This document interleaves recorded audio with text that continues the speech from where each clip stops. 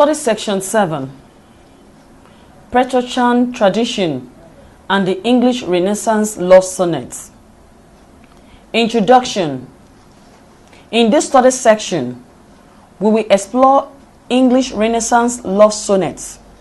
Through this section, you will take an insight into the contributions of Edmund Spenser and Thomas Yates.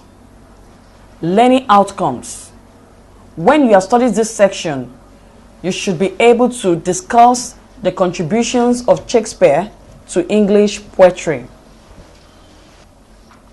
Overview of the Petrarchan sonnets. Hints. The sonnet was discussed as one of the fixed forms of poetry in Study Section 5 of this manual. We noted that Coleridge defined it as a small poem in which some lonely feelings is developed.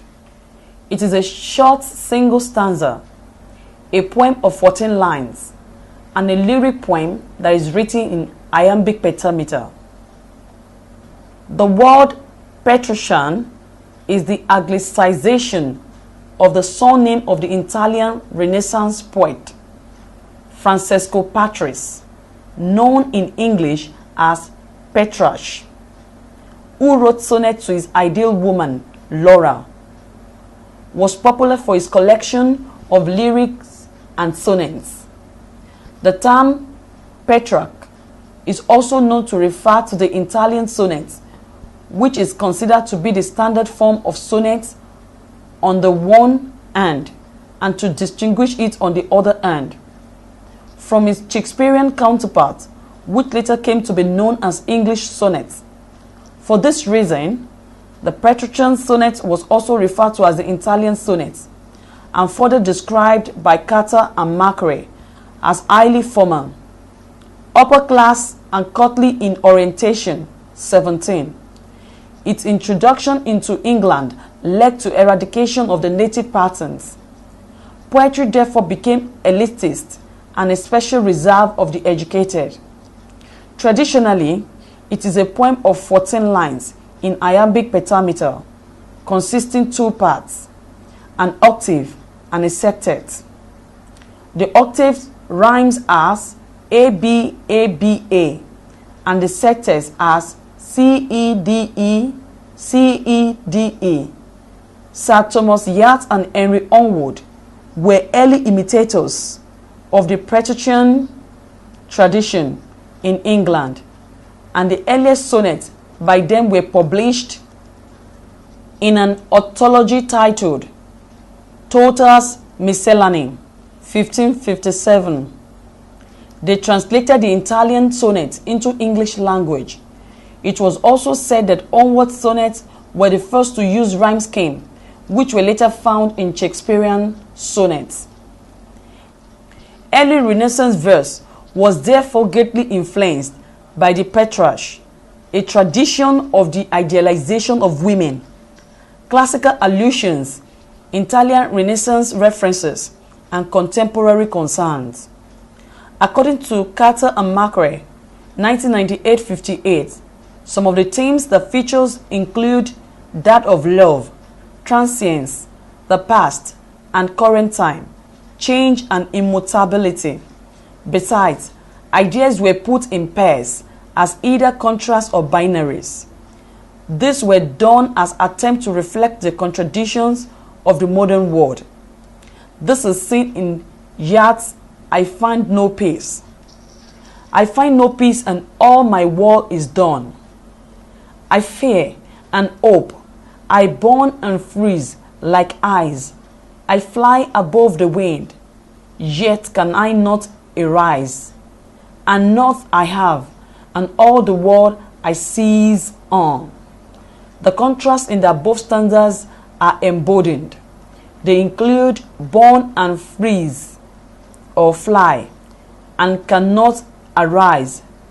The first pair conveys the aftermath of extreme heat and cold, while the latter pair present the personnel's capability for move and lack of movement. This use of contrast in literature later became evident in many texts after Yates. Contributions of Edmund Spenser. Edmund Spenser was a poet greatly admired by other poets, although critical opinions about him differ. While some consider him to be the great poet of the Renaissance period, others felt that he merely wrote poetry as a means to his financial end and as a mouthpiece of the imperial master. He was greatly influenced by the classical poet Virgil, and he wrote his pastoral poem like Virgil's. He even made attempt to introduce the epic form into poetry by inventing the Spenserian stanza as a new form for his poem. The poem is concerned with the celebration of the heroic achievements of kings and individuals in history and myth. Besides, it affirms nations and values. In his allegories, the great influences on his works were Geoffrey Chaucer, Malory, and indeed medieval traditional poems. Many even considered his work to be an expansion of Chaucer's writing. According to Alastair Fowler, 1989-52, most sonnet sequences are concerned with disappointment, if not illicit passion. But one or more, like Edmund Spenser and William Addison, celebrate love consummated in marriage. Spenser's sonnets are so closely connected, externally by rhyme links, internally by continued imagery, that the sequence almost becomes a poem in 14-line stanza. Yet, each poem could stand on its own. Ausby, 881, noted that Spenser invented the Spenserian stanzaic form and used it in his The Faerie Queene. It varies autovarima and adds a finer alexandrine to 8 iambic pentameters to produce a 9-line stanza, rhyming AB, ABB, CB, CC. Keats and Shelley use this type of rhyme pattern in their poems titled The Eve of St. Agnes and Adonais, respectively. Tip: to understand Edmund Spenser's place in the extraordinary literary renaissance that took place in England during the last 2 decades of the reign of Queen Elizabeth, it is helpful to begin with the remarks of the foremost literary critics of the age, Sir Philip Sidney. In The Defense of Poetry, 1595, written in the early 1980s, Sidney looked back on the history of English literature and sees little to admire. He mentions the work of Geoffrey Chaucer and a few sonnets by Henry Onward, Earl of Surrey, occasional tragedies such as those printed in the 50s-60s, in a mirror for magistrates, and one book of contemporary poetry, Spenser's Shepherd's Calendar, 1579. Although France and Italy, and even lesser nations such as Scotland, had their notable poets and held them in esteem, England, according to Sidney, had recently brought forth only bastard poets and poet apes, and consequently, the art itself has fallen to the laughingstock of children.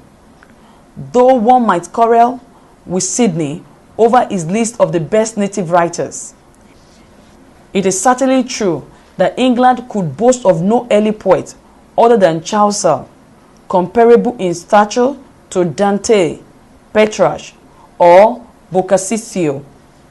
At the time Sidney was writing, moreover, England lacked altogether the sort of thriving literary culture that was so visible across the Channel in France. Sidney himself set out to repair this deficiency, and with him, the other most important writer of his generation, Edmund Spenser. Source: http://www.poetryfoundation.org. Edmund Spenser Study Session Summary. This study session provided a critical analysis of Spenser's love sonnets. The contribution of Edmund Spenser to the English Renaissance poetry has been traced to various influences on his work.